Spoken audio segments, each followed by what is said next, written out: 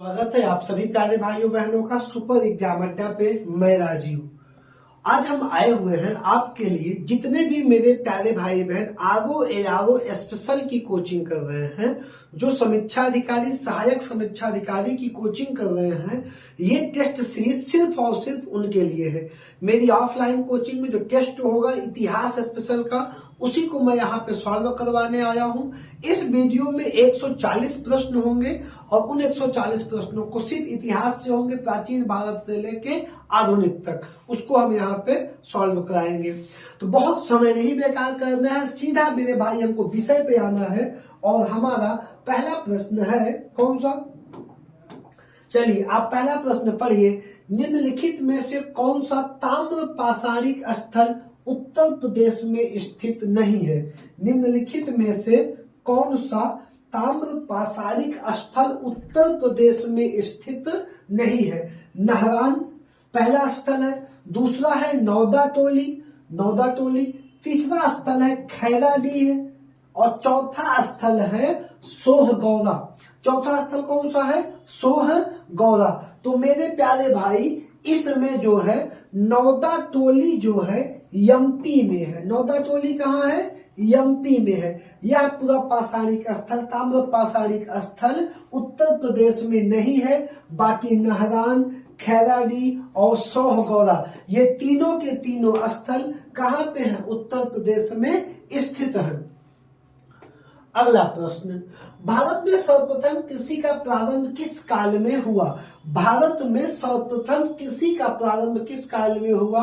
चारों काल आपको दिए गए हैं, नवपाषाण काल, मध्य पाषाण काल, पूरा पाषाण काल, ताम्र पाषाण काल। खेती का सबसे पहला साक्ष्य या खेतारंभ किस काल में हुआ?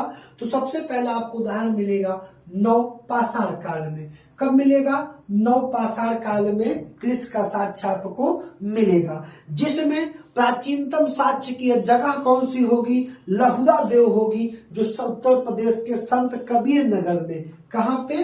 उत्तर प्रदेश के संत कबीर नगर में स्थित है। नगर में क्या है? स्थित है। ठीक। अगला पॉइंट, अगला प्रश्न है, निम्नलिखित में से कौन सा सुमेलित नहीं है?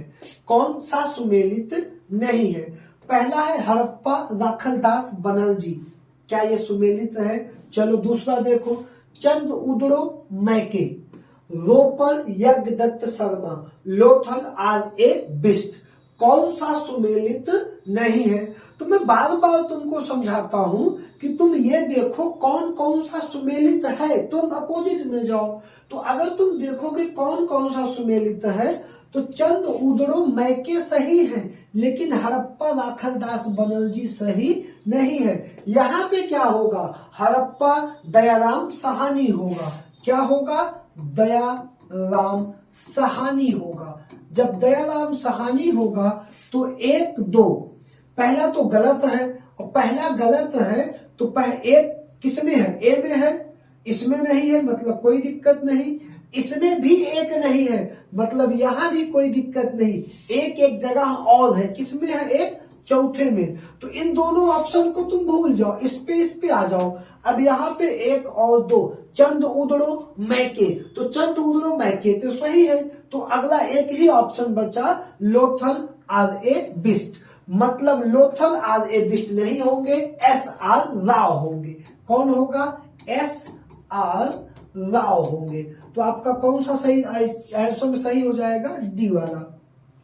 अगला प्रश्न, सिंधु घाटी सभ्यता का कौन सा स्थल, सिंधु घाटी सभ्यता का कौन सा स्थल पाक हड़प्पा कालीन एवं हड़प्पोत्तर तीनों कालों में प्रतिनिधित्व करता है?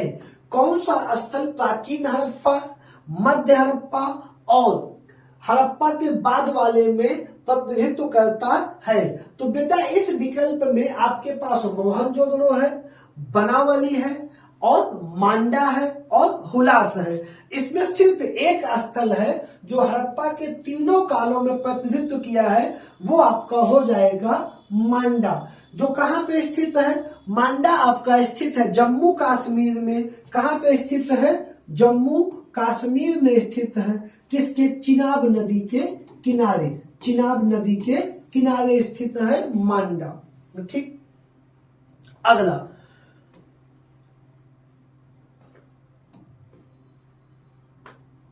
ठीक ठीक ठीक ठीक ठीक अगला, निम्नलिखित में से कौन सा सही सुमेलित है? सही सुमेलित है दैमाबाद गोदावरी, पहला ऑप्शन है।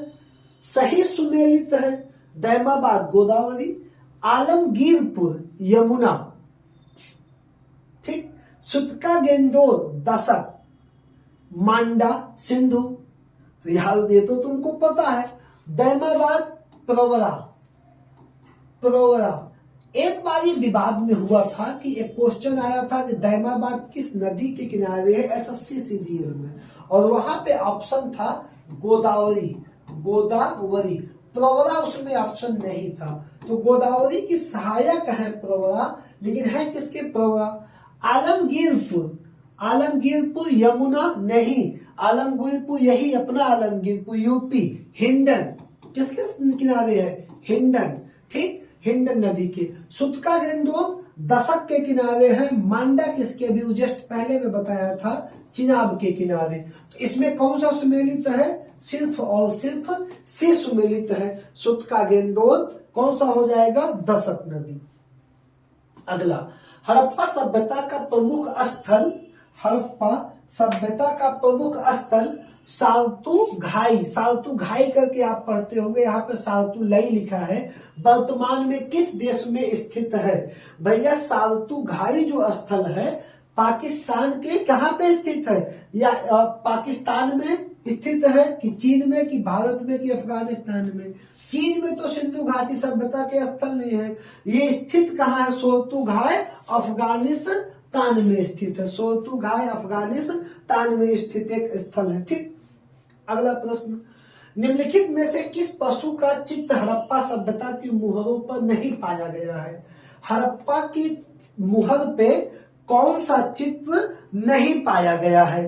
तो मेरे भाई बैल, घोड़ा, हिरण, गैंडा, कौन सा चित्र नहीं पाया गया है? आपको ये जवाब देना है। तो मेरे प्यारे भाई घोड़े का चित्र नहीं पाया गया है। सांड का चित्र मिला है, 2 हिरण का मिला है, गैंडे का मिला है, हाथी का मिला है, बाघ का मिला है, लेकिन घोड़े का चित्र सिंधु घाटी सभ्यता के मुहरों पे नहीं मिली है। ठीक, अगला, हड़प्पा सभ्यता के संबंध में कौन सा कथन असत्य है? कौन सा कथन, ये बहुत ध्यान रखना, असत्य है? पहला, हड़प्पा सभ्यता की लिपि भाव चित्रात्मक थी जिसे अभी तक पढ़ा नहीं जा सका है। ये मेरे प्यारे भाई बिल्कुल सही लाइन अभी तक है। दूसरी, हड़प्पा सभ्यता का समाज मातृसत्तात्मक प्रकृति का था, ये भी लाइन सही है। हड़प्पा सभ्यता की धार्मिक रीति रिवाजों में समानता विद्यमान थी।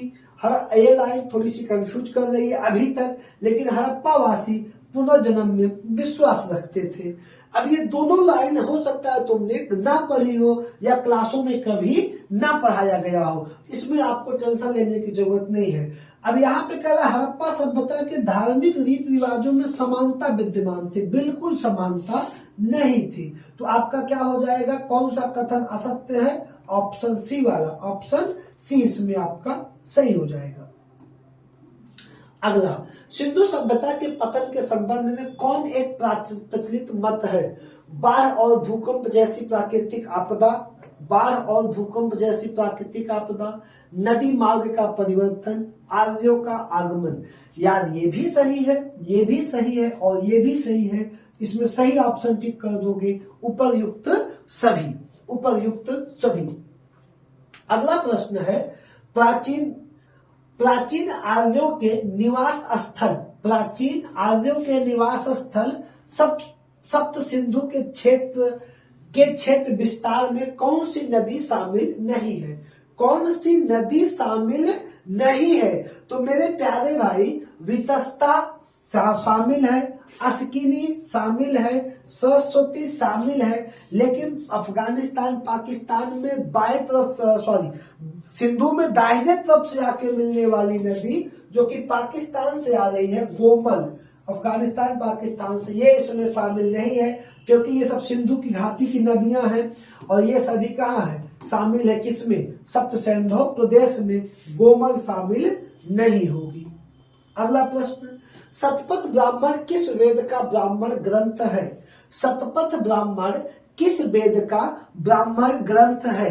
अब आप सबको कई बार ये पढ़ाया गया है, जैसे लगातार बच्चों को मैं समझाता रहता हूं कि जो आपका वेद है, वेद कितने हैं? वेद 4। इन्हीं 4 वेदों के ब्राह्मण ग्रंथ हैं, इन्हीं 4 वेदों के आरण्यक ग्रंथ हैं, इन्हीं 4 वेदों के आपका क्या हो जाएगा? ब्राह्मण, आरण्यक और उपनिषद है। उपनिषद है। इन्हीं 4 वेदों के एक एक उपवेद है, उपवेद है। तो चारों वेदों के हैं। इन्हीं में किसका वेद, किसका ब्राह्मण है? शतपथ यजुर्वेद का है, ऋग्वेद का है, अथर्ववेद का है या सामवेद का है? तो मेरे भाई ये आपका हो जाएगा किसका? यजुर्वेद का। शतपथ किसका हो जाएगा? यजुर्वेद का। शतपथ और तैत्तिरीय यजुर्वेद के, ऋग्वेद के ऐतरेय और कौशिकी, सामवेद के जामिनी और अथर्ववेद के गोपथ। एक ब्राह्मण अथर्ववेद का हो जाएगा गोपथ। ये आपकी पूरी नोट्स दी गई है, डिटेल उसमें उपलब्ध होगा। अगला प्रश्न, उत्तर वैदिक काल में कृषि का देवता किसे कहा गया है? कृषि का देवता किसे कहा गया है? क्या सूर्य को? ऑप्शन क्या इंद्र को, विष्णु को, वरुण को? तो एग्रीकल्चर का देवता कहीं पढ़ाया नहीं गया। कृषि का देवता, बारिश का देवता बताया गया है इंद्र को। तो जो बरसात का देवता होगा वही किसका देवता होगा? वही कृषि का देवता होगा। वही किसका देवता होगा? जो बरसात का देवता होगा। मतलब इंद्र को बरसात का देवता माना गया है। निम्नलिखित में से कौन सा सुमेलित है? कौन सुमेलित है? जैन तीर्थंकरों के नाम दिए गए हैं और उनके सामने उनके निशान दिए गए हैं। जैसे पहला नाम है नेमिनाथ। नेमिनाथ के सामने अश्व दिया गया है, जो कि इनका जो चिन्ह था वो था शंख। नेमिनाथ का चिन्ह क्या था? शंख था। अजीतनाथ के सामने कलश दिया गया है, इनका चिन्ह था हाथी। इनका चिन्ह क्या था? हाथी था। अगले है पार्श्वनाथ। पार्श्वनाथ के आगे क्या दिया गया है? सर्प दिया गया है। तो पार्श्वनाथ के आगे जो सर्प दिया गया है ये सही है। और मल्लिनाथ के आगे क्या देना था? कलश। मल्लिनाथ के आगे क्या चाहिए?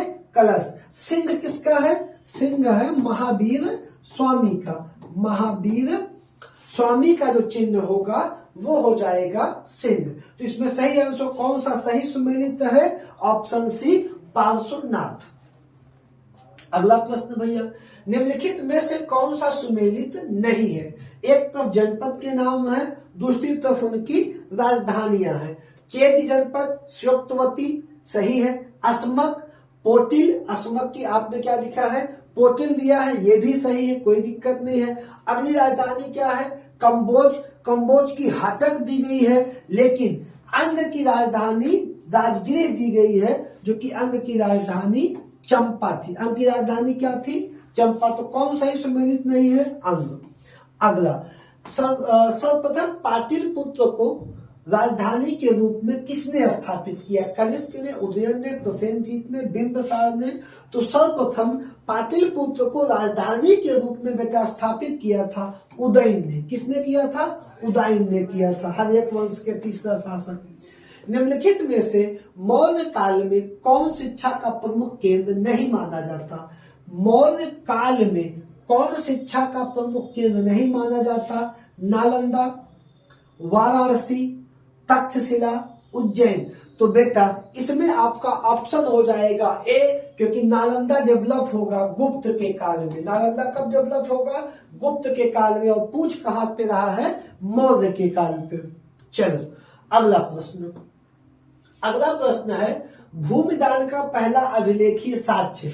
भूमिदान का पहला अभिलेखीय साक्ष्य मिलता है नासिक अभिलेख में, नानाघाट अभिलेख में, बेसनगर अभिलेख में और मेहरौली अभिलेख में। तो मेरे भाई सातवाहन वंशियों ने सबसे पहले भूमिदान का प्रयोग शुरू किया था, जिसमें इसमें जो आपका अभिलेख होगा वो कौन सा होगा?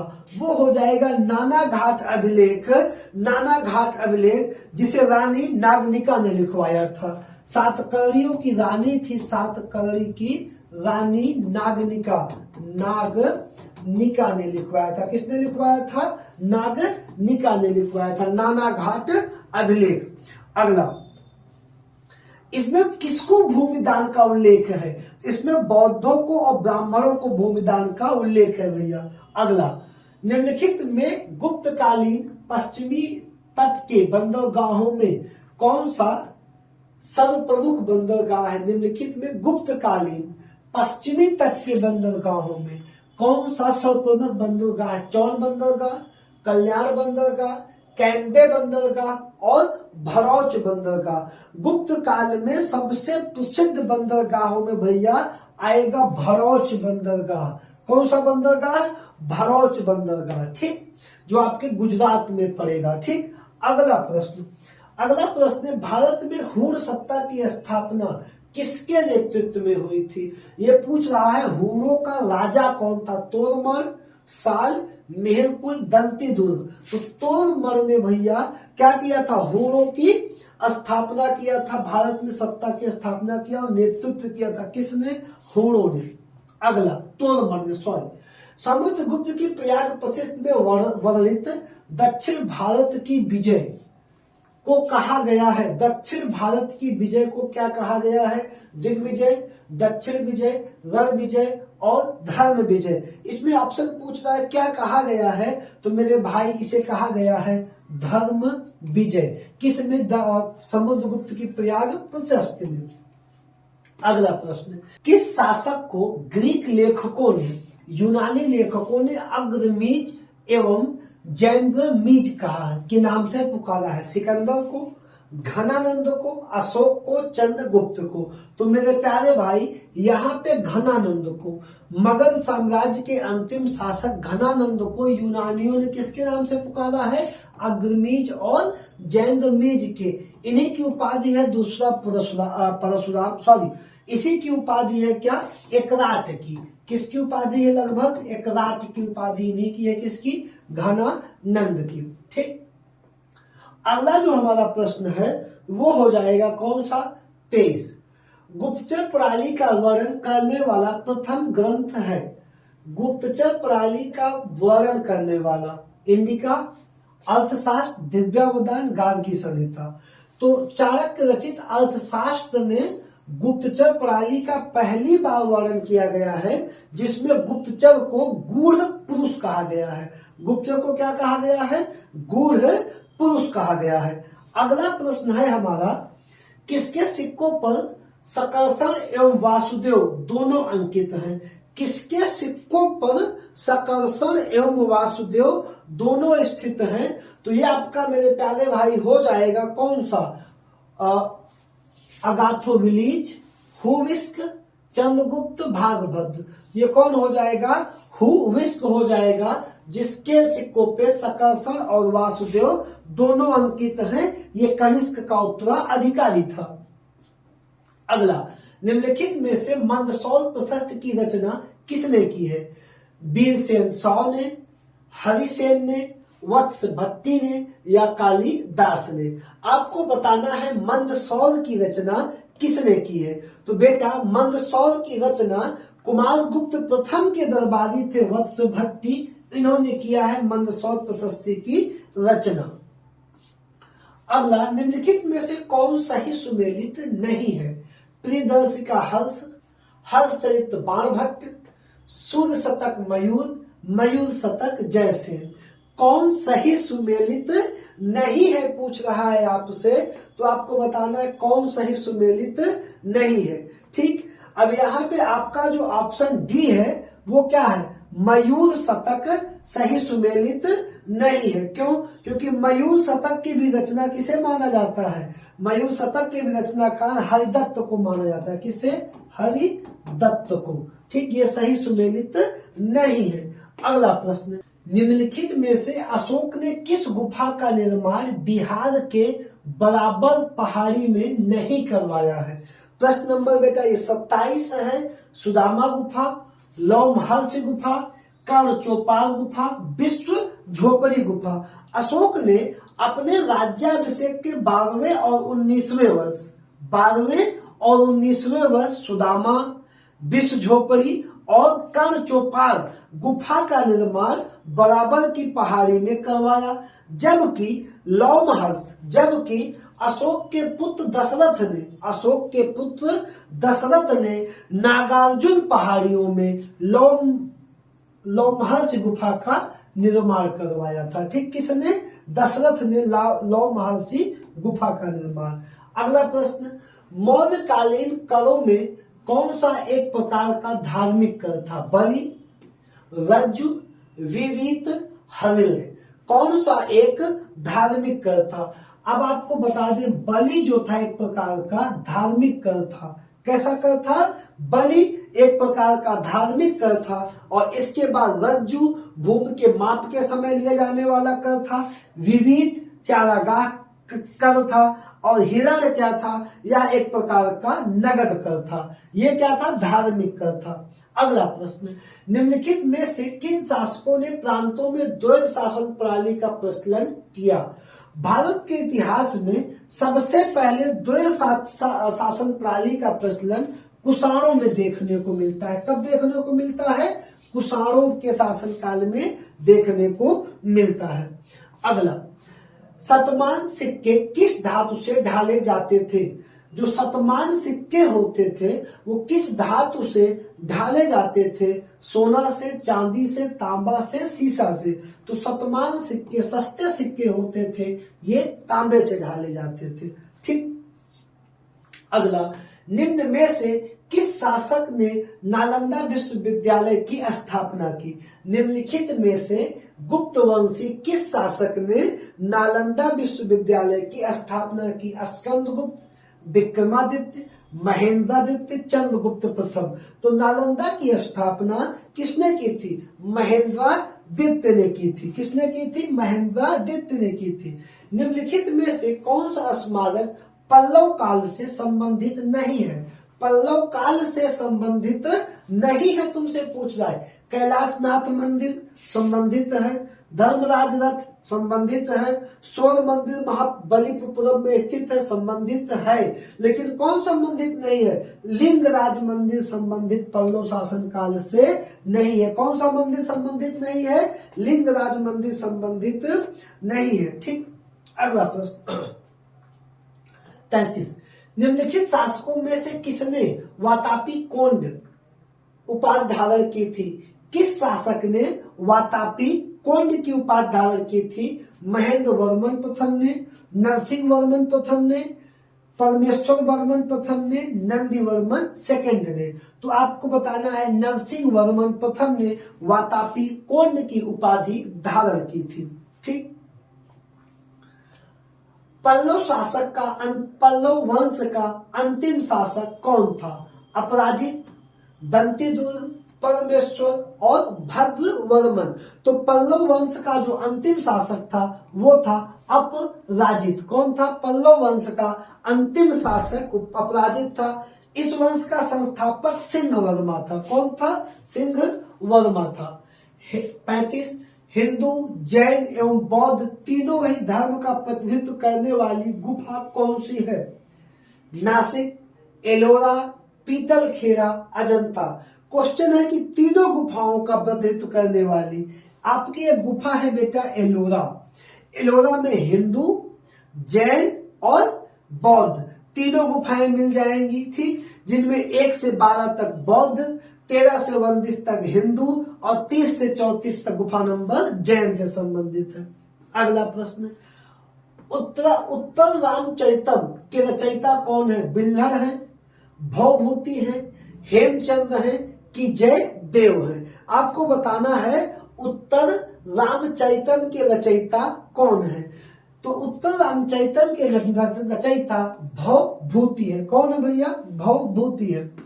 मोहम्मद गौरी गजनी जाते हुए किसके द्वारा मारा गया?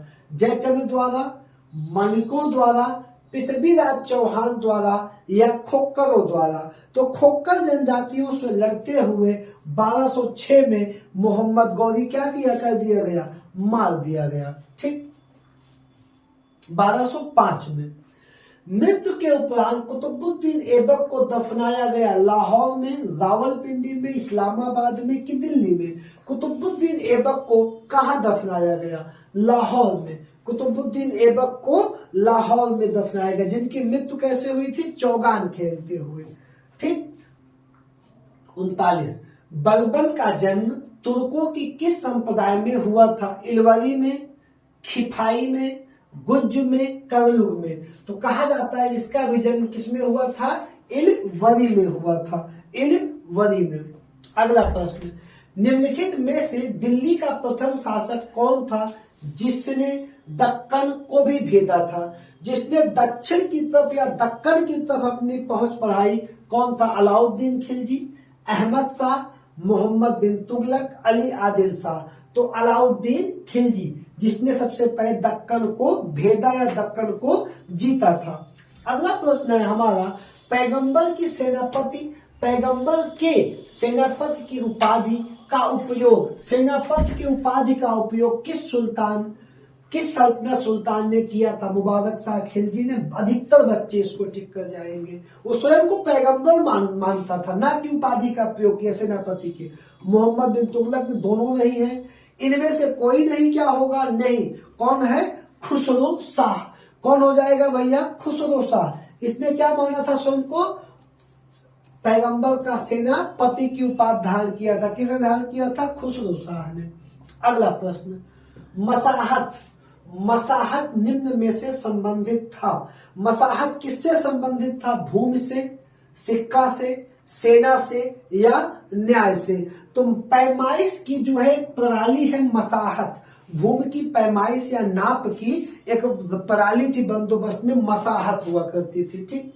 अगला, अमीर खुसरो ने अपनी रचना आशिका किसके आदेश पे की थी? अमीर खुसरो की एक रचना है आशिका, किसके आदेश पर लिखी गई थी यह रचना? ये प्रश्न पूछा है रायकल के, देवल रानी के, खिज्ज खां के, अलाउद्दीन खिलजी के।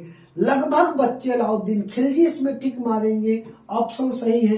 खिज्ज खां के कहने पे रचना लिखी गई थी। अगली, राष्ट्रकूट साम्राज्य का संस्थापक कौन था? कृष्ण प्रथम, दांतिदुर्ग, गोविंद द्वितीय या इनमें से कोई नहीं? तो आपको सबको पता है कि राष्ट्रकूट का संस्थापक दांतिदुर्ग था।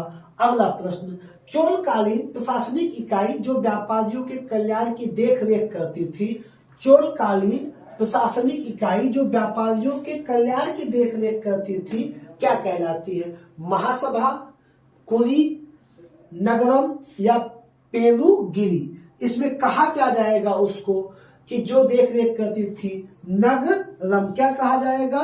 नगरम कहा जाएगा।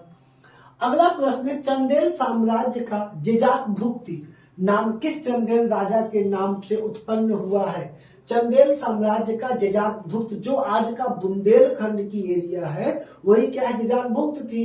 किस राजा के नाम से इसकी उत्पत्ति हुई है? जयसिंह, जयशक्ति, विजय शक्ति, नन्नुक या हर्ष? लगभग बच्चे नन्नुक इसमें टिक करेंगे, लगभग बच्चे, लेकिन सही ऑप्शन होगा जयशक्ति। अगला प्रश्न है, निम्न में से किस मुगल सम्राट को उसकी मृत्यु के पश्चात अर्श आसियानी कहा गया? क्या कहा गया? अर्श आसियानी कहा गया। अकबर को, हुमायूं को, शाहजहां को, की जहांगीर को? तो मुगल सम्राट अकबर को उनकी मृत्यु के बाद उनके सामाजिक सुधारों को लेके उन्हें क्या कहा गया? अर्श आसियानी की उपाधि दी गई उनके मरने के बाद अकबर को। अगला, निम्न में से कौन सा युग सुमेलित नहीं है? कौन सा युग सुमेलित नहीं है? बहादुरपुर का युद्ध, सामूगढ़ का युद्ध, खजुआ का युद्ध या देवराई का युद्ध? आपको पूरा दिख रहा होगा उत्तराधिकार के युद्धों की एक सीरीज। अब आपको बतानी है कि इनमें से कौन सा सुमेलित नहीं है, तो बताइए जल्दी से। पहला बहादुरपुर का युद्ध सही है, सामूगढ़ का सही नहीं है, खजुआ सही है, देवराई भी सही है। सामूगढ़ का युद्ध मेरे भाई 29 मई 1658 को होगा। कब होगा?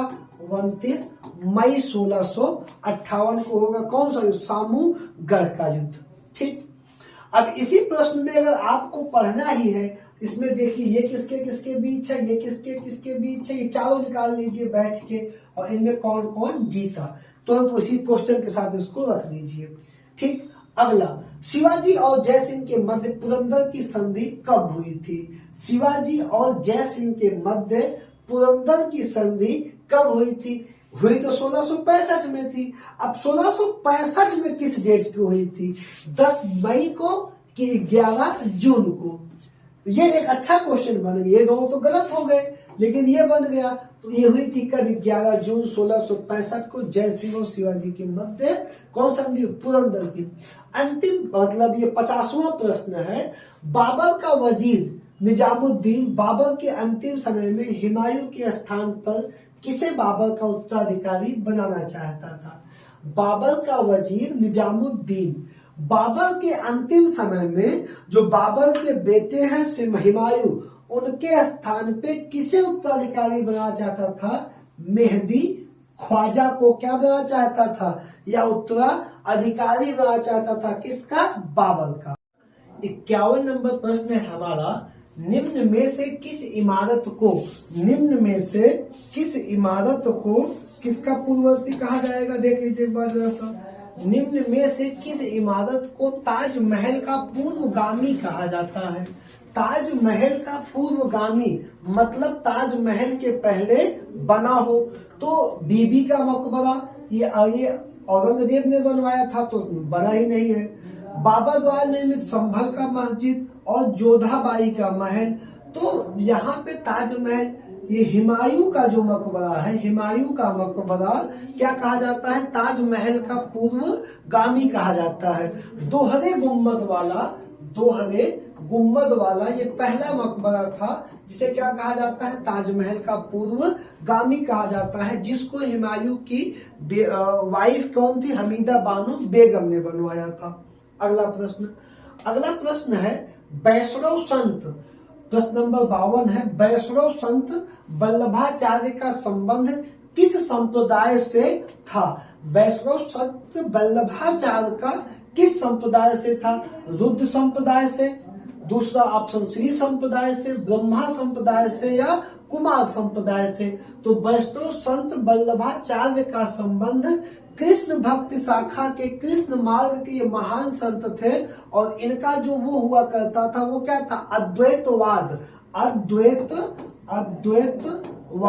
और अद्वैतवाद को ही कहा जाता है रुद्र संप्रदाय। तो यहाँ पे रुद्र अद्वैतवाद नहीं लिखा है क्योंकि आपने इसको नहीं पढ़ा होगा। तो यहाँ पे क्या हो जाएगा? रुद्र संप्रदाय हो जाएगा। अगला जो प्रश्न है, सूफी संत बहाउद्दीन जाकरिया, आपने पढ़ा होगा सूफी संप्रदाय जिसमें सिलसिले पढ़े होंगे, और उसमें एक संस्थापक है बहाउद्दीन जाकरिया। किस संप्रदाय से संबंधित है? आपको बताना है चिश्ती से संबंधित है, सुहरावर्दी से संबंधित है, या नक्शबंदी से संबंधित है, या उनमें से कोई नहीं। तो इसमें जो सही जवाब होगा हमारा वो होगा सुहरावर्दी। सुहरावर्दी संप्रदाय के संस्थापक बहाउद्दीन, भारत में संस्थापक बहाउद्दीन जाकरिया हैं। अगला जो प्रश्न है हमारा वो है ताताचार्य को प्रसिद्ध दार्शनिक थे। ताताचार्य जो क्या थे? प्रसिद्ध दार्शनिक थे। इनका संबंध किस शासक से है? इनका संबंध किस शासक से है? देवराय द्वितीय से, सदाशिव राय से, अच्युत राय से, या वेंकट द्वितीय से?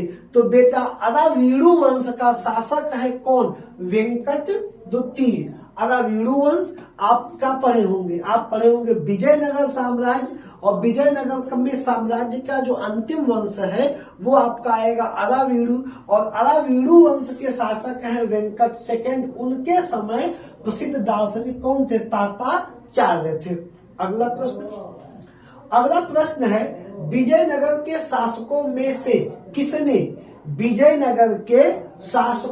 से किसने राजव्यास की उपाधि धारण की? कौन सी उपाधि? राजव्यास की उपाधि धारण की। ये जनरली आपको नहीं पढ़ाया जाता। और पहला ऑप्शन है हरिहर प्रथम, दूसरा ऑप्शन है बुक्का प्रथम, तीसरा ऑप्शन है हरिहर द्वितीय और चौथा ऑप्शन है देवराय द्वितीय। तो आपको बताना है कि किसकी उपाधि राजव्यास की है, राजव्यास। तो बेटा हरिहर द्वितीय की उपाधि राजव्यास की है और इसी की उपाधि राजाधिराज की, राज परमेश्वर की, महाराजाधिराज की और राज व्यास की थी। ठीक, किसकी उपाधि? हरिहर सेकंड की।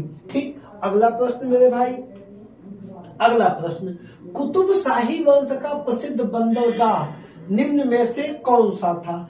कुतुब शाही वंश का धोहर था, देवल था, मूसलीपट्टनम था या उपयुक्त में से सभी थे? तो मूसलीपट्टनम जो था विश्व का प्रसिद्ध बंदरगाह था, जो किसका था? कुतुब शाही वंश का प्रसिद्ध बंदरगाह था मूसलीपट्टनम। ठीक, अगला प्रश्न हमारा कौन सा होगा? अगला प्रश्न है जयमल और फत्ता नामक वीर योद्धा, जयमल और फत्ता सिंह नामक वीर योद्धा का संबंध किस स्थान से था? जयमल का और फत्ते सिंह का। प्रश्न नंबर हमारा है 57। मेवाड़ से है, बुंदेलखंड से है, गोंडवाना से, रणथंभौर से। अगर आप एक कहानी पढ़े होंगे अकबर के समय, तो जब अकबर मेवाड़ विजय के लिए गए तो वो ये दो सेना नायकों से मिले, फत्ते और जयमल, और इनसे इतना प्रभावित हुए कि आगरा किले के गेट के दोनों तरफ इनकी मूर्तियों को बनवाए। ये किससे संबंधित है? मेवाड़ से संबंधित है। किससे संबंधित है? मेवाड़ से संबंधित है भैया। अगला, बंगाल में स्थित दाखिल दरवाजा, बंगाल में स्थित प्रवेश के लिए दाखिल दरवाजा निम्नलिखित में से किसने बनवाया था? तो बंगाल का जो भैया दाखिल दरवाजा है, अहमद शाह ने, यूसुफ शाह ने या बरकत शाह ने या महमूद शाह ने? तो भैया बंगाल में इलियास शाही शासन था, इलियास शाही वंश का शासक था और इस वंश का शासक कौन था? बारबक शाह था, बारबक शाह था, जिसने क्या बनवाया था? जिसने बनवाया था दाखिल दरवाजा। अगला प्रश्न है हमारा, निम्न में से किसने जगत भूषण की उपाधि किसे जगत भूषण की उपाधि प्रदान की गई? निम्नलिखित में से किसे जगत भूषण की उपाधि प्रदान की गई? सैफुद्दीन फिरोज को, अलाउद्दीन फिरोज को, नुसरत शाह को या हिंदू शाह को? तो मेरे भाई हुसैन शाह को किसकी उपाधि दी गई? यह एक विद्वान थे, इनको दी गई जगत भूषण की उपाधि। ठीक, अगर यहाँ पे कभी आएगा ये किसके समकालीन थे तो आप बताएंगे ये समकालीन थे वैष्णव संत चैतन्य महाप्रभु के समकालीन थे।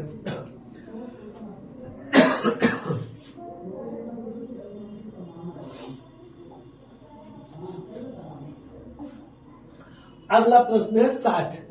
कश्मीरी शासक जैनुल अबादीन, कश्मीरी शासक जैनुल अबादीन से संबंधित निम्न कथनों पर विचार कीजिए।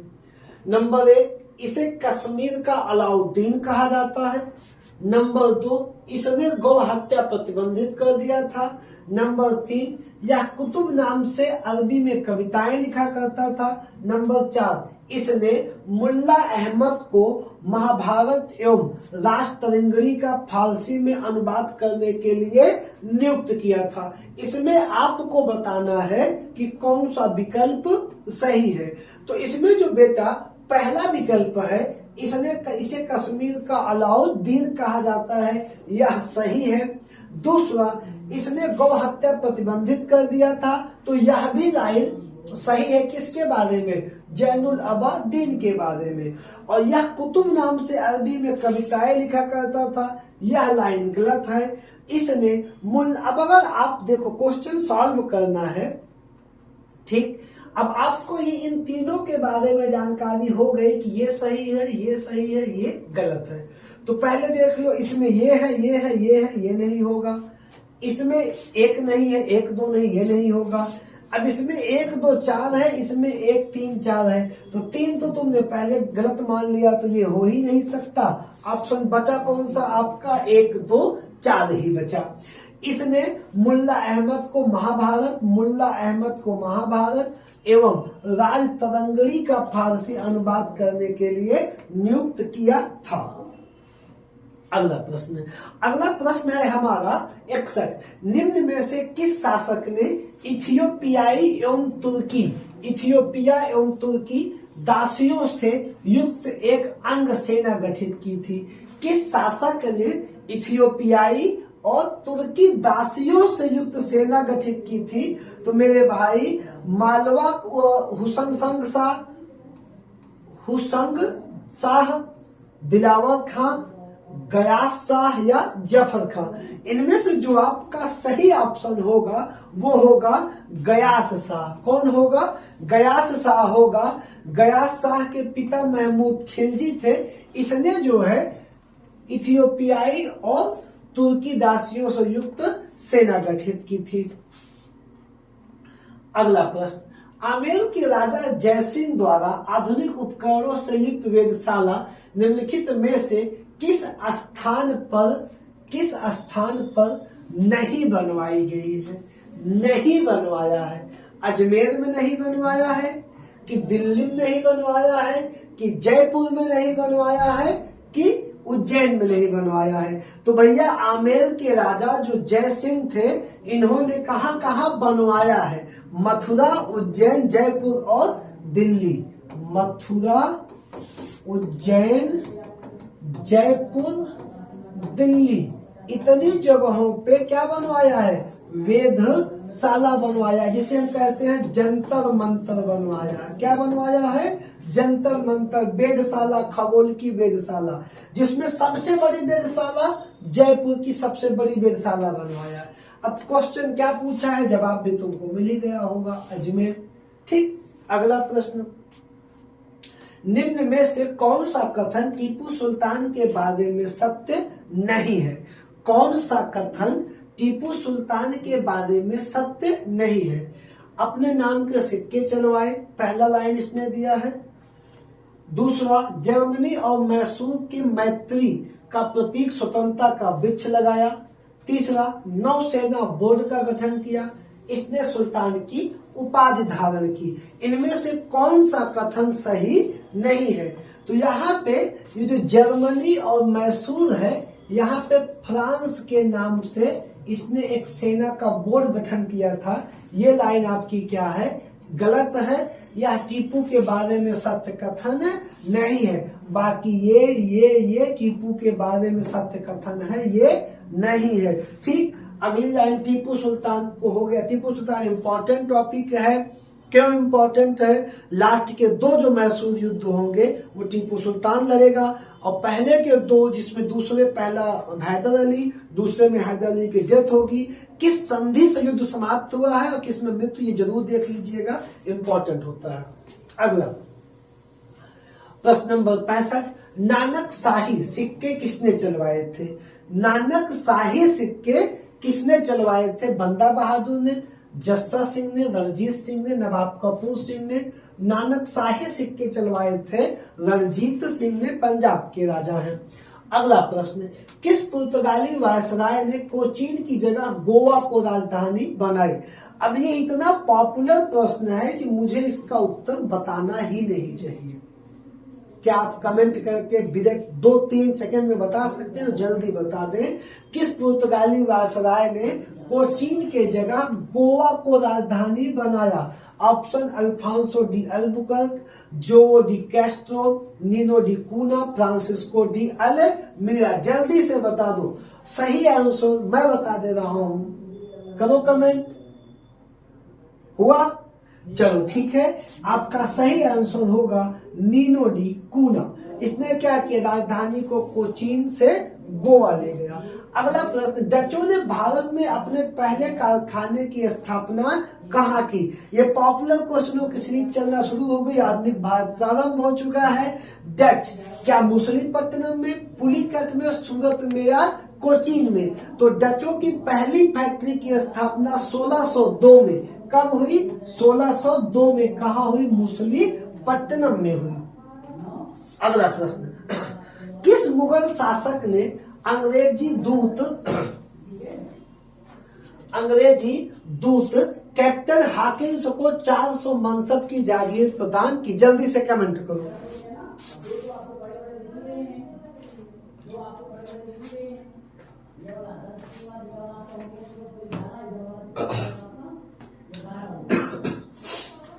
क्या है भैया? किस मुगल शासक ने कैप्टन हॉकिंस को 400 मनसब और जागीर प्रदान की? इसमें अकबर शाहजहां जिसके समय पे आएगा वही ना देगा, सीधी सी बात। इसको तो 20 बार तुम पढ़, बहुत आसान सा प्रश्न है। जहांगीर, इसमें सीधा कमेंट मारना चाहिए तुमको। प्रथम कर्नाटक युद्ध की समाप्ति किस संधि से हुई? ये बहुत ही मस्त प्रश्न है। कर्नाटक और अंग्रेजों की युद्ध चल रहा है, आंग्ल कर्नाटक युद्ध, फ्रांस और अंग्रेज लड़ रहे हैं इसमें। और ये युद्ध कब किस संधि से समाप्त हुआ? तो ये गलती मत करना, भारत में ये संधि यूरोप में हो चुकी थी, क्योंकि वहां भी फ्रांस और ब्रिटेन लड़ रहे थे, वहीं संधि हुई, युद्ध भारत में समाप्त हो गया। एक्सला सैपेल की संधि से प्रथम कर्नाटक युद्ध समाप्त हो चुका था। अगला प्रश्न, द्वैध शासन का जनक किसे माना जाता है? द्वैध शासन का जनक किसे माना जाता है? लॉर्ड क्लाइव को, हेक्टर मुनरो को, मैकाले को या लियो कार्टिस को? तो आपको यहाँ पे बताना है कि द्वैध शासन का जनक किसे माना जाता है। तो जल्दी से कमेंट करके बताओ, नहीं तो हम बता दें। ये तो लाइन लिखाया हूं नोट्स में डिक्टो। लियो कार्टिस को द्वैध शासन का जनक माना जाता है। अगला प्रश्न है प्रश्न नंबर 71। पहली बार कलकत्ता में सर्वोच्च न्यायालय की स्थापना कब की गई? 72 में, 74 में, 74 में? 1700 की बात होगा तो यार 1700 ये गलत, 1700 1800 लगा है। और 73 में एक्ट आया है 1700, तो 73 में आया है। और स्थापना कब हुई? 1874। अगला प्रश्न है, किस चार्टर एक्ट के तहत एक विधि आयोग का गठन किया गया? किस चार्टर एक्ट के तहत विधि आयोग का गठन किया गया?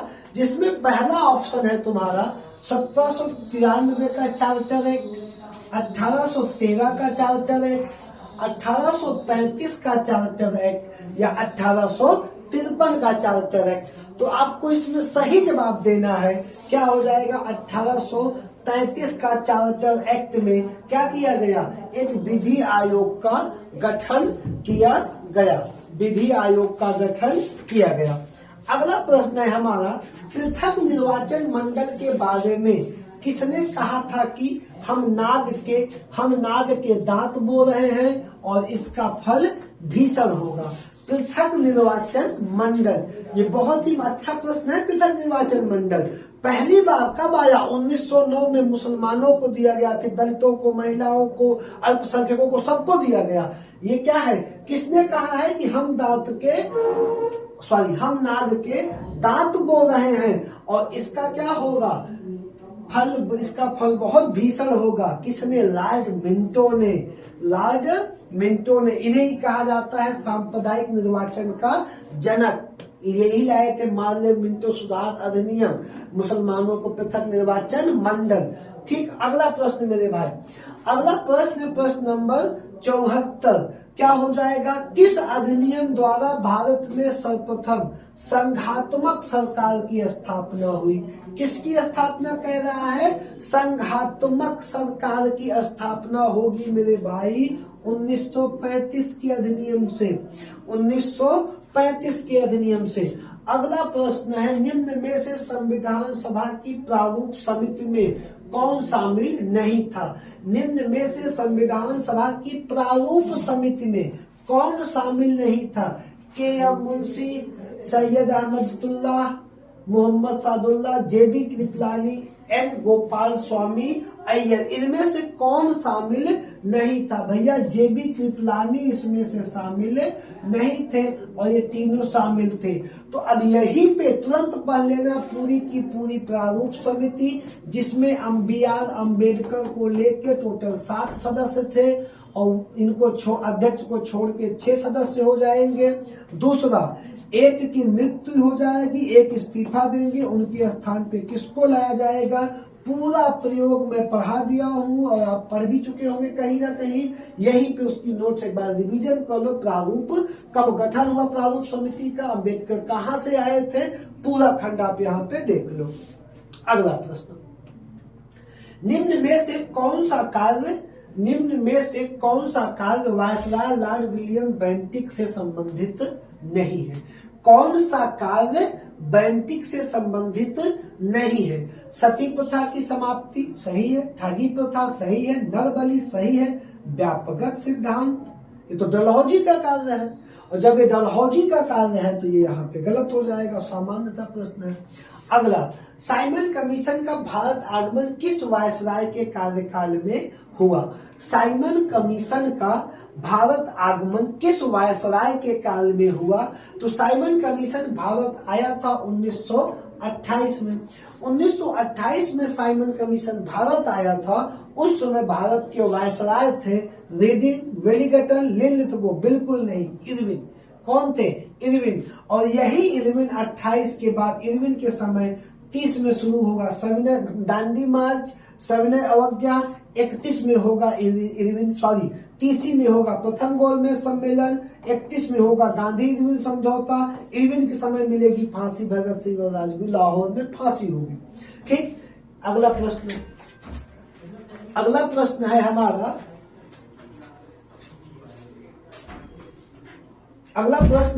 प्रश्न नंबर 78।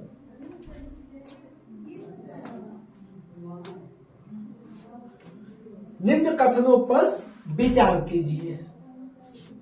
वर्ष 1813 में भारत के व्यापार से ईस्ट इंडिया कंपनी का एकाधिकार समाप्त हो गया। वर्ष 1813 में भारत के व्यापार से ईस्ट इंडिया कंपनी का एकाधिकार क्या हो गया? समाप्त हो गया। चलो, लगभग तो लाइन सही है, एक आध शब्द जुड़ जाए तो भी सही माना जाएगा। अभी इसको हम सही रखते हैं, ठीक है, कोई अच्छी बात है। कच्चे सही भी है, लगभग सही है, एक लाइन वही चाय और चीन ऐड हो जाएगा, लेकिन ठीक है। दूसरा, कच्चे माल के निर्यात के लिए भारत में कृषि वाणिज्यीकरण पर बल दिया गया। कच्चे माल के निर्यात के लिए किस पे बल दिया गया? कृषि वाणिज्यीकरण पे बल दिया गया, ये भी लाइन सही है। तीसरा, कार्ल मार्क्स ने कहा था कि बुनकरों की हड्डियों से भारत की भूमि भरी पड़ी है। अब इसमें से कह रहे हैं सही कथन कौन सा है? अब यहाँ पे ये कथन तो सही है, ये कथन तो सही है, तो एक इसमें भी है, एक इसमें भी है, एक यहाँ नहीं है, एक तीनों सही है। ठीक, ये कथन हमारा गलत है और ये कथन गलत है और ये दोनों हमारा सही है, तो 1 और 2 हमारा क्या हो जाएगा? क्योंकि इसमें भी 3 है, इसमें भी 3 है और इसमें भी 3 है, ये हमारा ऑप्शन सही हो जाएगा। ठीक, अगला प्रश्न है, अस्थायी बंदोबस्त व्यवस्था में भूमि का स्वामी किसे बनाया गया? आपको पढ़ाया गया है अस्थायी बंदोबस्त में भूमि का स्वामी किसे बनाया गया? जमींदार बन गया कि किसान बना कि गवर्नर बना कि संपूर्ण गांव बना? तो अस्थायी बंदोबस्त में भूमि का मालिक जमींदार को समझा जाता था और टैक्स का कलेक्शन जमींदार अपने रिसर्व पास से ब्रिटिश कंपनी को किया करता था। ठीक, अब अगला प्रश्न है, रैयतवाड़ी के जन्मदाता। रैयतवाड़ी व्यवस्था के जन्मदाता किसे माना जाता है? टॉमस मुनरो को, कैपिटल रीड को, उपयुक्त दोनों को, दोनों में से किसी को नहीं। आप पढ़े होंगे दोनों को और ये बहुत अच्छा टॉपिक है, पढ़ाया गया है स्पेशली। ठीक, अगला प्रश्न, तिनकठिया प्रथा के अंतर्गत किसानों को जमीन के कितने भाग पर नील की खेती करना अनिवार्य किया गया था? उनके पास जितनी जमीनें हैं उनमें से कितनी जमीन पे नील की खेती को करना अनिवार्य कर दिया गया था? 3/20 भाग पे नील की खेती करना अनिवार्य कर दिया गया था। अगला प्रश्न है, poverty and un-British rule in India नामक पुस्तक के लेखक कौन है? महात्मा गांधी, दादा भाई नौरोजी, रमेश चंद्र दत्त या राजेंद्र प्रसाद? तो इस पुस्तक के लेखक हैं दादा भाई नौरोजी। ठीक, दादा भाई नौरोजी। अगला प्रश्न है, 1857 की क्रांति के कारणों में निम्नलिखित में से कौन सा शामिल था? 1857 की क्रांति के कारणों में निम्नलिखित में से कौन सा शामिल था। नंबर 1 डलहौजी की व्यापक नीति, वेलजली की सहायक संधि, ब्लैक होल ट्रेजेडी। तो ब्लैक होल ट्रेजेडी भैया 1764 की घटना, सॉरी 1756 की घटना है, सिराजुद्दौला की। ये दोनों शामिल है, ये दोनों शामिल हैं। तो एक और दो, 2 3 2 3 एक और 2, इसमें क्या हो जाएगा, सही उत्तर हो जाएगा। अगला प्रश्न, 1857 की क्रांति लखनऊ में नेतृत्व किसने किया था? बेगम हजरत महल ने किया था, अपने अल्प आयु बेटे बिरजिस कादिर को लेके। बाद में नेपाल चली गई, वहीं पे इनकी मृत्यु हो जाती है। अगला प्रश्न, 1857 की क्रांति को निम्नलिखित में से किसने हिंदू मुस्लिम षड्यंत्र की संज्ञा दी थी? किसने हिंदू मुस्लिम का षड्यंत्र बताया था? L.R. रीज ने, पर्सिवल स्पीयर ने, आउट्रम एवं टेलर ने, T.R. होम्स ने। आउट्रम एवं टेलर ने इसे क्या कहा था? हिंदू मुस्लिम षड्यंत्र की संज्ञा दी थी। अगला प्रश्न है हमारा, सन्यासी विद्रोह के संबंध में निम्न कथनों पर विचार कीजिए। किस विद्रोह पे? सन्यासी विद्रोह आपको पढ़ाया गया है। इसका मुख्य प्रभाव क्षेत्र बंगाल था। ये लाइन आपकी क्या है? बिल्कुल सही है। हिंदू मुस्लिम एकता इस विद्रोह की प्रमुख विशेषता थी। सन्यासी, ये भी सही लाइन है। आनंद मठ नामक पुस्तक इस विद्रोह संबंधित है, ये भी सही है। मतलब 1 2 3 ये लाइन आपकी क्या हो जाएगी? सही हो जाएगी। अगला, कूका आंदोलन कहाँ हुआ था? आपसे प्रश्न पूछ रहा है कूका आंदोलन कहाँ हुआ था? बंगाल में, पंजाब में, मणिपुर में? ये तो आपको बहुत सामान्य सा प्रश्न आया है, पंजाब में हुआ था। अगला प्रश्न है हमारा, मुंडा विद्रोह के नेता निम्नलिखित में से कौन थे? मुंडा विद्रोह के नेता कौन थे? सिद्धू थे, कान्हू थे, बिरसा थे, वैभव थे? तो आपको सबको पता है कि मुंडा विद्रोह के नेता बिरसा मुंडा थे। कौन थे? बिरसा मुंडा थे। अगला प्रश्न है, निम्नलिखित कथनों पर विचार कीजिए। क्या प्रश्न है? निम्नलिखित कथनों पर विचार कीजिए। क्या है? अब देखिए, उत्तर मातन भारत में हिंदी का पहला समाचार पत्र था। ये लाइन बिल्कुल सही है, सही लाइन कथन देना है। इस पत्र का प्रकाशन जुगल किशोर ने किया था, ये भी सही है। इसका प्रकाशन नागपुर से होता था। तो भैया ये तो लाइन गलत हो गई। क्यों? क्योंकि इसका जो प्रकाशन नागपुर से नहीं होता था। कहां से होता था? कोलकाता से होता था। कोलकाता से होता था। तो ये दोनों सही है और सब में 3 शामिल है, सब गलत हो जाएंगे।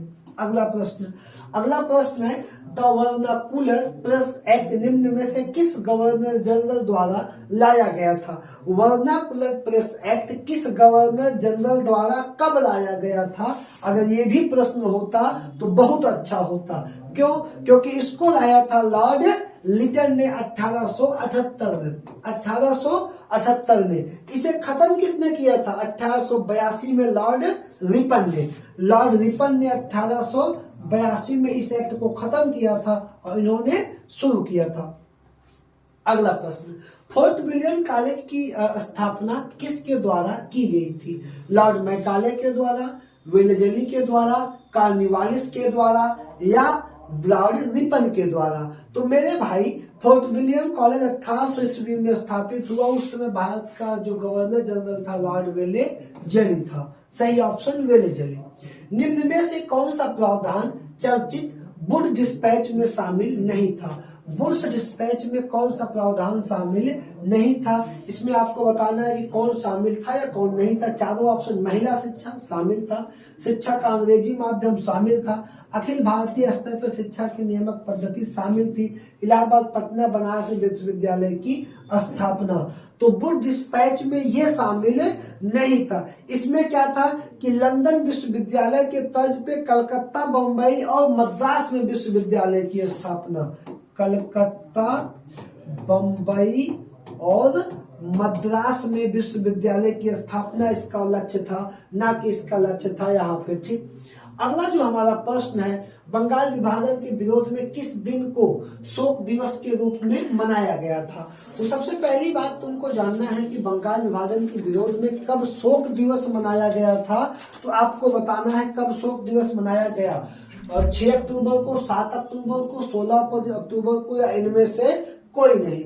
जुलाई 1905 में बंगाल विभाजन किया गया था। ठीक। 7 अगस्त को इसकी घोषणा की गई और 16 अक्टूबर को क्या मनाया गया था, शोक दिवस के रूप में मनाया गया था। क्या मनाया गया था, शोक दिवस 16 अक्टूबर। किसके विरोध में, बंगाल। और इसी बंगाल विभाजन के विरोध में स्वदेशी आंदोलन हुआ था, स्वदेशी आंदोलन। अब यहाँ पे बंगाल विभाजन में 2-3 पॉइंट आपको ध्यान रखना है। जैसे 7 अगस्त 1905 को बंगाल विभाजन की घोषणा किया गया, लेकिन यह प्रभावी हुआ 6 अक्टूबर को और 16 अक्टूबर को इसके विरोध में शोक दिवस मनाया गया। अगला प्रश्न, कांग्रेस के लिए समर्थन प्राप्त करने के उद्देश्य से 1889 में लंदन में किसकी अध्यक्षता में ब्रिटिश कमेटी ऑफ इंडिया की स्थापना की गई। ब्रिटिश कमेटी ऑफ इंडिया की स्थापना की गई किसकी अध्यक्षता में, जॉर्ज ह्यूले की अध्यक्षता में, ए.आर. ह्यूम की अध्यक्षता में, विलियम डिग्बी या साइमन कॉलिन। विलियम डिग्बी की अध्यक्षता में कहां पे, कांग्रेस में ब्रिटिश कमेटी ऑफ इंडिया की स्थापना की गई थी। ठीक, निम्नलिखित में से किसने 1888 ईस्वी में संयुक्त भारतीय राजभक्त सभा का निर्माण किया। 1888 में संयुक्त भारतीय राजभक्त सभा का स्थापना किसने किया, मुधोलकर ने किया, अबुल कलाम ने किया, सर सैयद अहमद खान ने किया। तो भैया सर सैयद अहमद खान ने किया। किसने किया था, सर सैयद अहमद खान ने किया था। अगला प्रश्न, निम्नलिखित में से कौन एक सही सुमेलित नहीं है, कौन सा एक सही सुमेलित नहीं है, आपको बताना है। कानपुर अधिवेशन 1925 सरोजनी नायडू, बेटा ये बिल्कुल सही है। दूसरा, बेलगांव अधिवेशन 1924 मोतीलाल नेहरू, नहीं, यहाँ पे होगा महात्मा गांधी। तो ये आपका सम्मिलित नहीं है। कराची वल्लभ भाई पटेल, हरुप्रिया सुभाष चंद्र बोस सुमेलित है, यही एक आपको सुमेलित कर देना है। ठीक, अगला प्रश्न आता है, निम्नलिखित में से किसे भारतीय शांति का जनक के रूप में जाना जाता है। बाल गंगाधर तिलक को, बिपिन चंद्र पाल को, गोपाल कृष्ण गोखले को या दादा भाई नौरोजी को। तो बाल गंगाधर तिलक को भारतीय शांति के जनक के रूप में जाना जाता है। निम्नलिखित में से कौन एक नेता गरम दल का नहीं है। लाल बाल पाल एक तो बड़ा नाम है, बाल गंगाधर तिलक, मदन लाल धींगरा, गोपाल कृष्ण गोखले या उधम सिंह। आपको बताना है कौन इसमें से नहीं है। तो गोपाल कृष्ण गोखले इसमें से किसके नहीं है, गरम दल के नेता नहीं है। अगला प्रश्न है कि 1908 के अलीपुर षड्यंत्र मामले में सरकारी गवाह बन गए थे। अलीपुर षड्यंत्र मामले में कौन सरकारी गवाह बन गया था, आपको ये बताना है। नरेंद्र गोसाई, कन्हई लाल दत्त, सत्येंद्र बोस या वरिंद्र घोष। तो यहाँ पे आपका हो जाएगा नरेंद्र गोसाई। कौन बन गए थे, ये बन गए थे सरकारी गवाह। अगला प्रश्न है हमारा रामप्रसाद बिस्मिल, अशफाक उल्ला खां और रोशन लाल और राजेंद्र लाहिड़ी को किस केस में फांसी की सजा सुनाई गई। तो इनको काकोरी कांड में सुनाई। अगला प्रश्न है 101, पूना की फ्लैग कमेटी के अध्यक्ष रैंड और लेफ्टिनेंट आयस्ट की हत्या किसने की थी। पूना के फ्लैग कमेटी के अध्यक्ष भैया जून 1897 में चापेकर बंधुओं ने किसको मारा था, अध्यक्ष रैंड को और लेफ्टिनेंट आयस्ट को मारा था। किसने मारा था, चापेकर बंधुओं में, जिसमें दामोदर हरि चापेकर और वासुदेव हरि चापेकर थे। ठीक, ये अपना हो जाएगा। अगला जो प्रश्न है मेरे भाई वो है निम्नलिखित में से कौन मुजफ्फरपुर के किंग्सफोर्ड बम कांड में शामिल था। मुजफ्फरपुर के किंग्सफोर्ड बम कांड में शामिल था। आपको बताना है विनायक देशपांडे शामिल थे, खुदीराम बोस शामिल थे या बटुकेश्वर दत्त शामिल थे या कन्हई लाल दत्त शामिल थे। तो मेरे भाई यह कांड हुआ था 30 अप्रैल 1908 को। 30 अप्रैल 1908 को, जिस कांड में शामिल थे खुदीराम बोस। कौन शामिल था, खुदीराम बोस और प्रफुल्ल चाकी शामिल थे। ठीक, अगला प्रश्न है निम्न में से किसने निष्क्रिय विरोध के सिद्धांत का प्रतिपादन किया? किस सिद्धांत का? निष्क्रिय विरोध के सिद्धांत का प्रतिपादन किया। पूछ रहा है किसने किया था? गोपाल के गोखले ने, बाल गंगाधर तिलक ने, लाजपत राय या अरविंद घोष? तो निष्क्रिय विरोध के सिद्धांत का प्रतिपादन किया था अरविंद घोष ने। किसने किया था? अरविंद घोष ने किया था। अगला प्रश्न है हमारा 104। केशव बलराम हेडगेवार ने कब राष्ट्रीय स्वयंसेवक संघ की स्थापना की? जो तुम आरएसएस देखते हो इसकी स्थापना कब की गई? तो बेटा इसकी स्थापना 27 सितंबर 1925 को की गई थी। 27 सितंबर 1925 को की गई, जिसका मुख्यालय नागपुर में है। कहाँ पे है? नागपुर में। प्रश्न नंबर 105। निम्नलिखित में से कौन हिंदुस्तान रिपब्लिकन एसोसिएशन का सदस्य नहीं था? हिंदुस्तान रिपब्लिकन एसोसिएशन का सदस्य नहीं था। भगत सिंह, रामप्रसाद, चंद्रशेखर तो थे, लेकिन शिव वर्मा इसके सदस्य नहीं थे। अगला प्रश्न है, निम्नलिखित में से कौन सा युग्म सही सुमेलित नहीं है? कौन सा युग्म सही सुमेलित नहीं है आपको बताना है। दिल्ली षड्यंत्र केस अमीर चंद, काकोरी कांड केस, काकोरी षड्यंत्र केस अशफाकुल्ला खान, लाहौर षड्यंत्र केस जितिन दास, या नासिक षड्यंत्र केस क्या बोल रहा है? रास बिहारी बोस। लेकिन नासिक षड्यंत्र केस में कौन सा केस सुमेलित सही नहीं है? तो आपका नासिक षड्यंत्र केस रास बिहारी बोस संबंध सही नहीं है।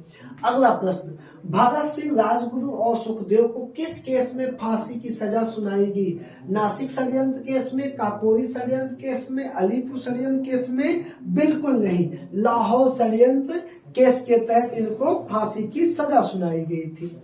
अगला प्रश्न, निम्नलिखित में से किसने लंदन में इंडियन होम रूल सोसाइटी को प्रारंभ किया था? कहाँ पे?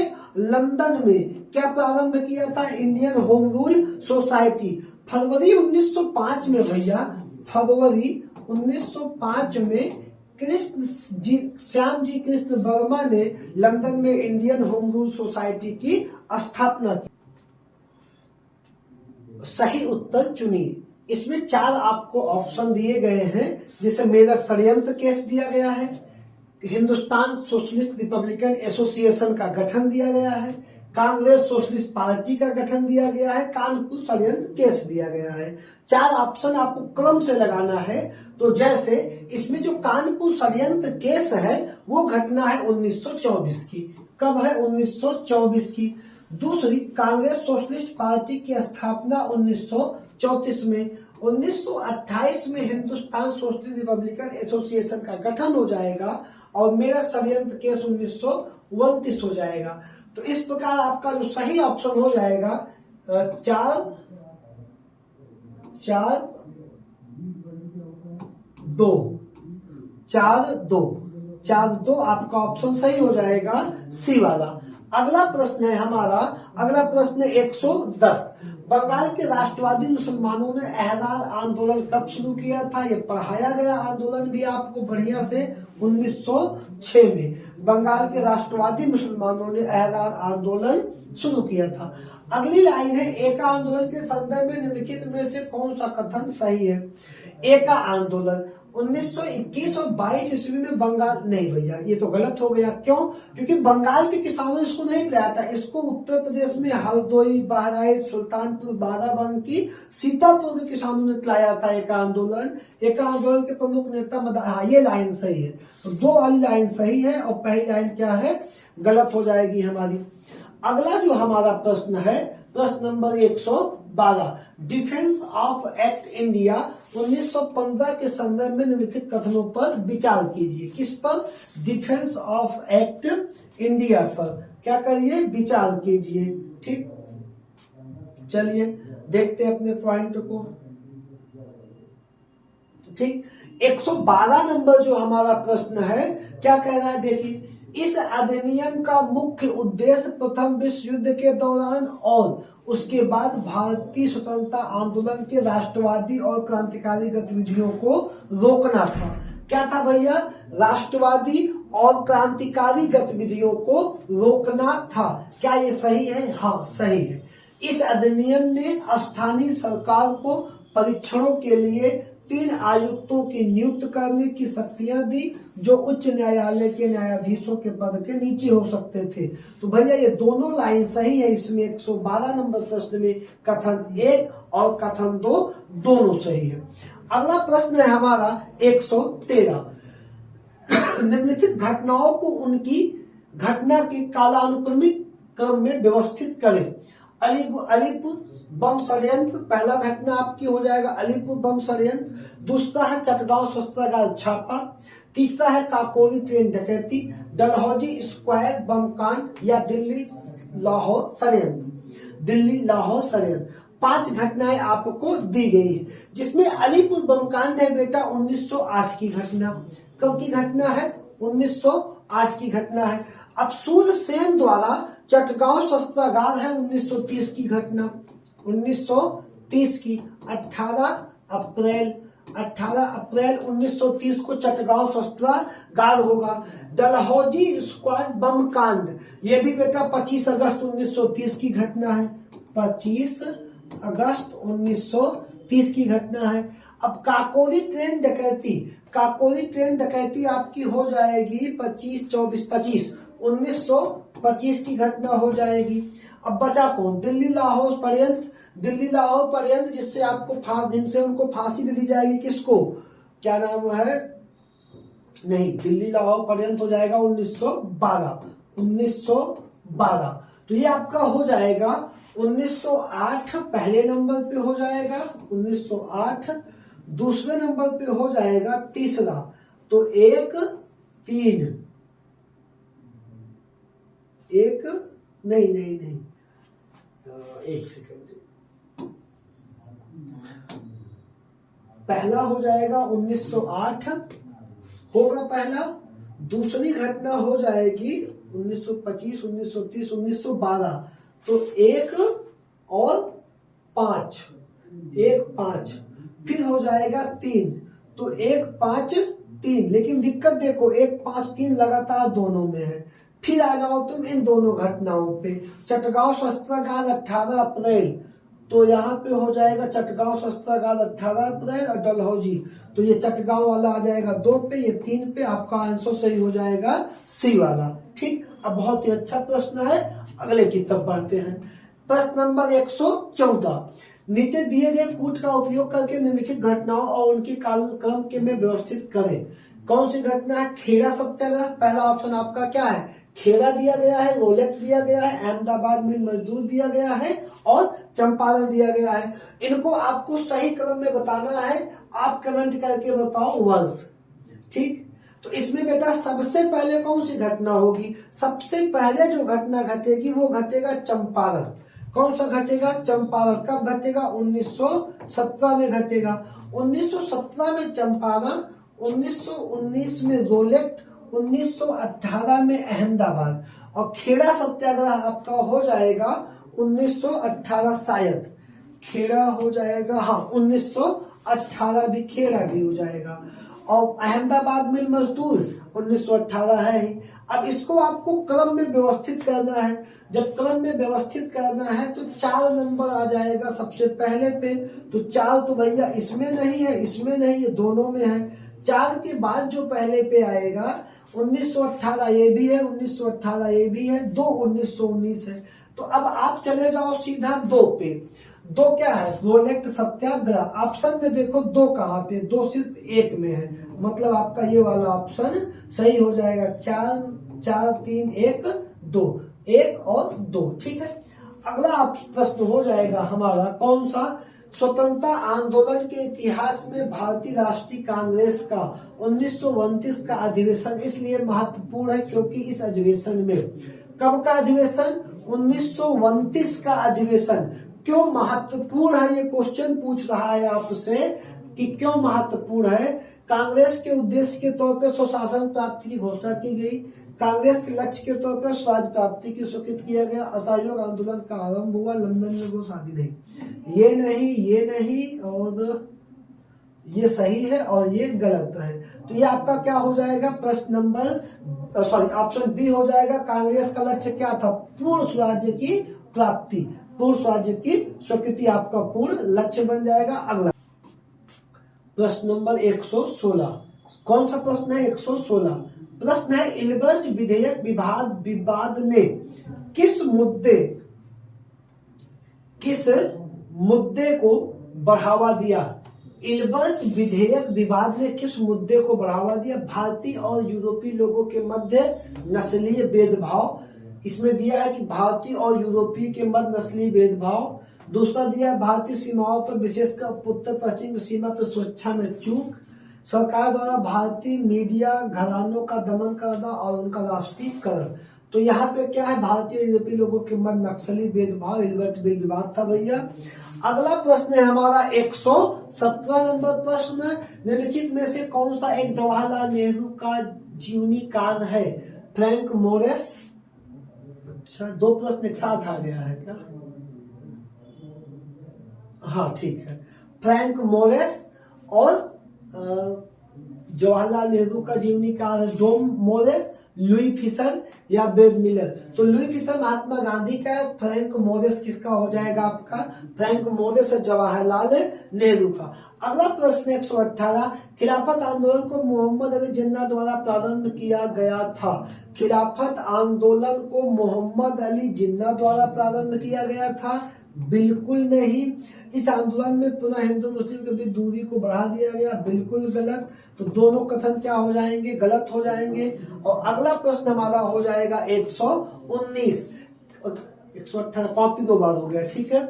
अगला प्रश्न हो जाएगा 119, ये हमारा प्रश्न कौन सा है, निम्नलिखित कथनों में कौन सा कथन असत्य है। साइमन कमीशन का गठन 1927 में हुआ, 1927 में हुआ, ये तो बहुत सही बात है भाई।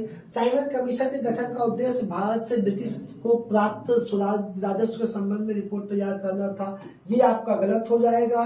तो 119 में सही आंसर आपका हो जाएगा केवल कौन सा कथन असत्य है, सॉरी असत्य में हो जाएगा ये वाला आपका, केवल दो असत्य है, एक सत्य है। अगला प्रश्न हमारा हो जाएगा 120, निम्नलिखित में से कौन सुमेलित नहीं है। वो पूछ रहा है कौन सुमेलित नहीं, कांग्रेस के अधिवेशन दिए हुए हैं और अध्यक्ष दिया हुआ है। बहुत ही बारीक प्रश्न है मेरे भाई, इतना बारीक प्रश्न तुमको नहीं देखने को मिलता।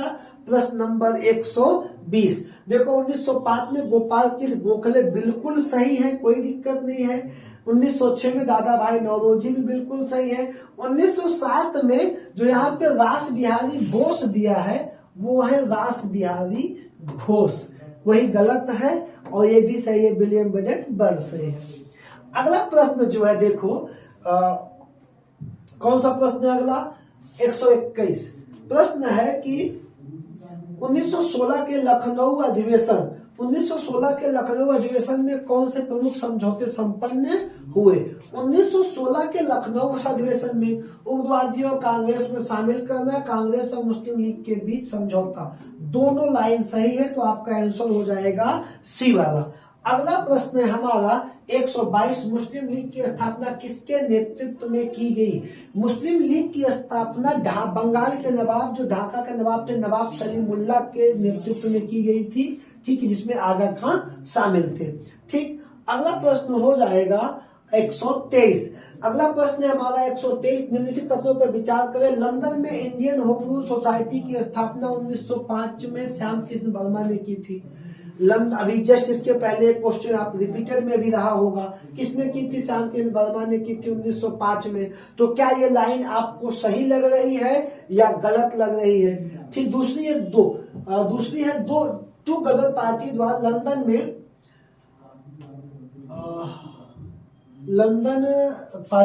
में इंडिया हाउस की भी स्थापना की गई थी। ऊपर कौन सा कथन असत्य है, यही तो मैं कह रहा हूँ, ये भी असत्य है और ये भी असत्य है, दोनों लाइन असत्य है। अगला प्रश्न है 124, गदर पार्टी की स्थापना किसके द्वारा की गई थी। अगर मैं इसका जवाब ना दूं तो जल्दी से कमेंट करके बता दो, कौन गदर पार्टी की स्थापना किया था, किसके द्वारा की गई थी। आपको पता है आप टिक किसको मारेंगे, सबसे ज्यादा आप टिक मारने वाले लाला हरदयाल को, लेकिन किया है सोहन सिंह भाकना ने। ठीक, इसको आप फिर से वीडियो क्लास में पढ़ाऊंगा या ऑफलाइन क्लास में बता भी चुका हूं, सोहन सिंह भाकना ने।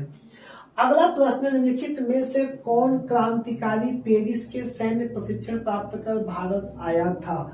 कौन सा क्रांतिकारी था जो पेरिस से प्रशिक्षण प्राप्त कर भारत आया था? खुदीराम बोस, रास बिहारी बोस या हेमचंद कानूनगो या अरविंद घोष? तो हेमचंद कानूनगो कहां से आए थे? 1908 में पेरिस से सैन्य प्रशिक्षण प्राप्त कर भारत आए थे। अगला प्रश्न, निम्नलिखित घटनाओं का सही कालक्रम, दांडी मार्च, तित्ती गोलमेज सम्मेलन, मैकडोनाल्ड अवार्ड या पूना पैक्ट? ये लगभग सारी की सारी जो घटनाएं हैं 1930, पहला दांडी मार्च हो जाएगा जिसमें क्या है 1930 की घटना है दांडी मार्च। तित्ती गोलमेज सम्मेलन 1932 की घटना है। मैकडोनाल्ड अवार्ड, मैकडोनाल्ड जो अवार्ड है बेटा वो 1932 की घटना हो जाएगी। मैकडोनाल्ड अवार्ड भी आपकी 1932 की घटना हो जाएगी। और पूना पैक्ट, पूना पैक्ट भी आपकी 1932 की घटना है। तो इस पूरे सीरीज में 1932 की घटनाएं ज्यादा हैं। तो पहला दांडी मार्च, लेकिन आप दांडी मार्च से ऑप्शन नहीं सेट कर पाएंगे। क्यों नहीं सेट कर पाएंगे? क्योंकि दांडी मार्च एक में है, एक सब में है, इसको छोड़ के। अब आपको तय करना है कि किसको आगे रखना है। पहले 3 को आगे रखेंगे, मैकडोनाल्ड अवार्ड को या तित्ती गोलमेज सम्मेलन को। तो ये लाइन आपको बहुत अच्छे से मेरे भाई पढ़ाई गई है कि किसको आप आगे रखेंगे। सबसे पहले मैकडोनाल्ड अवार्ड या कैमनिल पंचायत होगा, जिसमें से दलितों को पृथक निर्वाचन मंडल दिया जाएगा। फिर होगा तित्ती गोलमेज सम्मेलन। तो पहले 3 होगा, फिर क्या होगा पूना पैक्ट होगा, फिर क्या होगा ये होगा। ठीक, आपको ये बहुत अच्छे से पढ़ाया भी गया, मैंने क्लास लिया है कि सबसे पहले ये आएगा, इसके बाद गांधी और अंबेडकर के बीच पूना समझौता होगा, फिर तित्ती गोलमेज सम्मेलन होगा। ठीक, कहानी पूरी आपको पता है कि द्वितीय गोलमेज सम्मेलन में B.R. अम्बेडकर ने दलितों के लिए पृथक निर्वाचन मंडल की मांग की, जिसके बाद गांधी जी ने विरोध किया और वहीं पे क्या समाप्त हो गया, वहीं पे द्वितीय गोलमेज सम्मेलन समाप्त हो गया।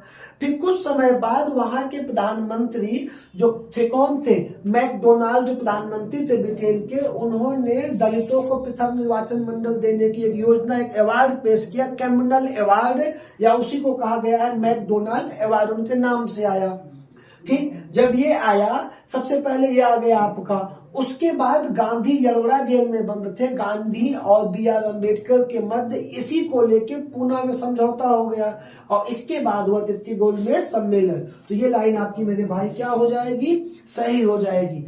अगला प्रश्न है हमारा 127 प्रश्न, निम्नलिखित में से किसके द्वारा all India anti untouchability league की स्थापना की गई थी? प्रश्न नंबर 127, गांधी, अम्बेडकर, बिरला, तेज बहादुर सप्रू? तो मेरे भाई महात्मा गांधी द्वारा स्थापना की गई थी 1932 में पूना। जब आप पूना समझौता पढ़ेंगे उसी के बाद गांधी आंदोलन से हटके हरिजन उत्थान में ज्यादा लग गए हैं। ये 1932 की घटना है, पूना समझौता के बाद की। प्रश्न नंबर 128 है, 1932 चुनाव में निम्नलिखित में से किस प्रांत में कांग्रेस की सरकार नहीं बनी थी? आपको पढ़ाया गया 1935 पे आधारित चुनाव हुआ था 1937 का। 11 प्रांत टोटल थे, किसमें कांग्रेस की सरकार नहीं बनी थी? तो सबसे पहली चीज, ना तो बंगाल में बनी थी और ना तो पंजाब में बनी थी, मद्रास और संयुक्त प्रांत में बनी थी। तो आप देखो 3-4 किसमें है, आपका 3-4 हो जाएगा डी वाले ऑप्शन में। ये प्रश्न नंबर 128। ठीक है, क्लियर। अगला प्रश्न है हमारा 1939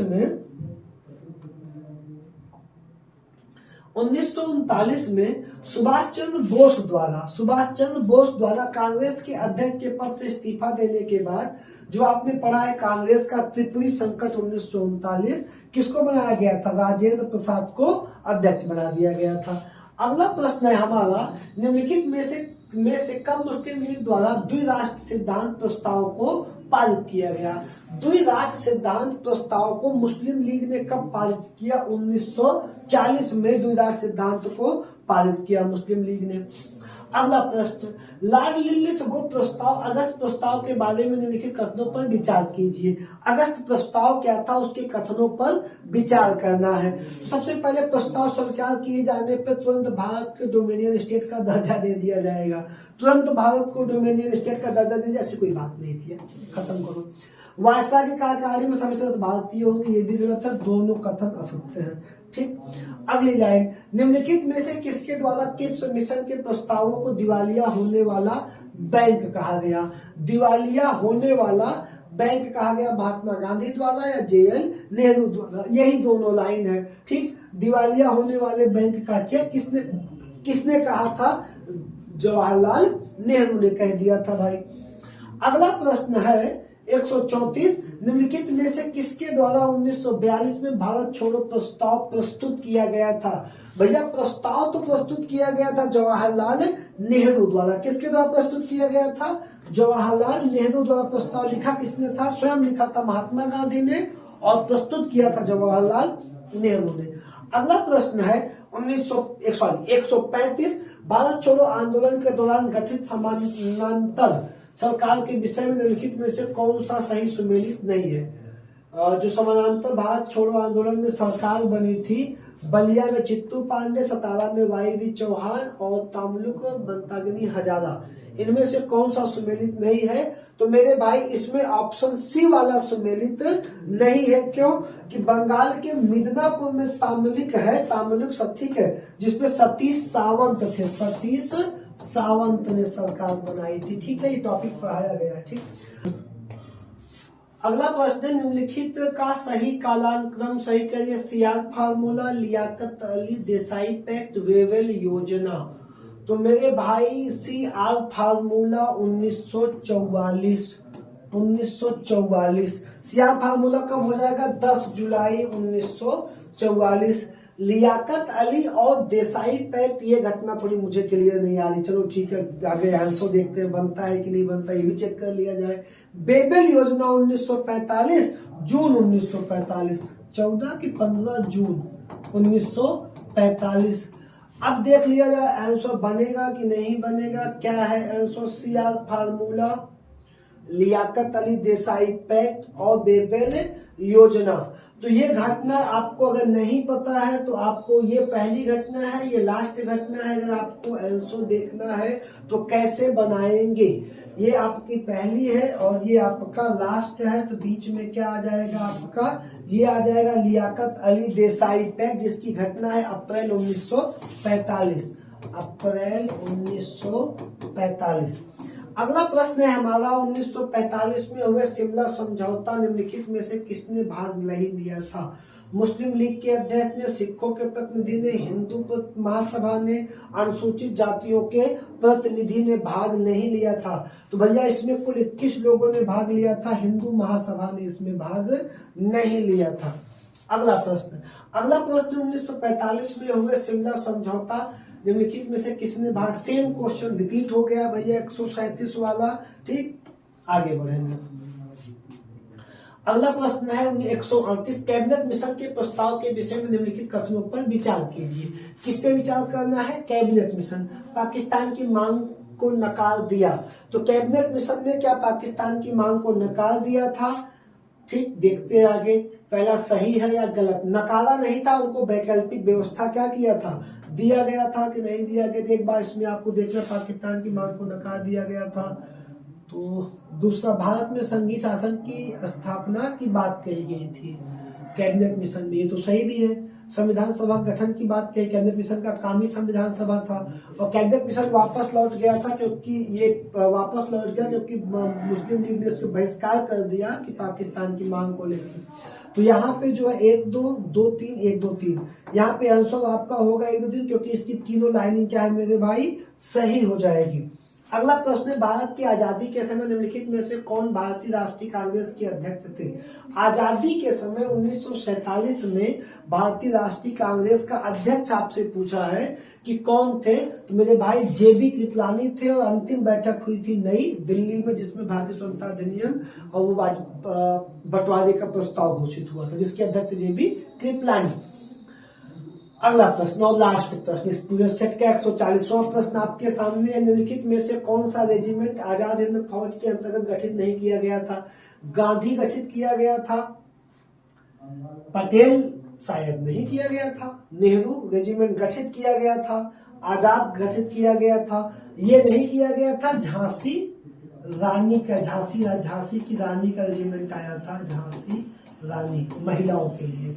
तो आपका आंसर हो जाएगा ये। मेरे प्यारे भाई बहन 140 प्रश्नों की विशाल श्रृंखला है ये। इसमें आप एक आध प्रश्न देख लीजिएगा, मिस्टेक हो सकती है कहीं, हमसे भी ऐसा नहीं कि हम सब लेके बैठे हैं, यह सब आंसर होता है, एक आध दो गलतियां हो सकती हैं। आप इससे चेक करिए कि आपकी तैयारी कितना है। धन्यवाद। आप चैनल को सब्सक्राइब शेयर कर लिया करिए। बहुत जल्द सस्ती जीडी के लिए बहुत ही दमखम से हम फिर आने वाले। धन्यवाद।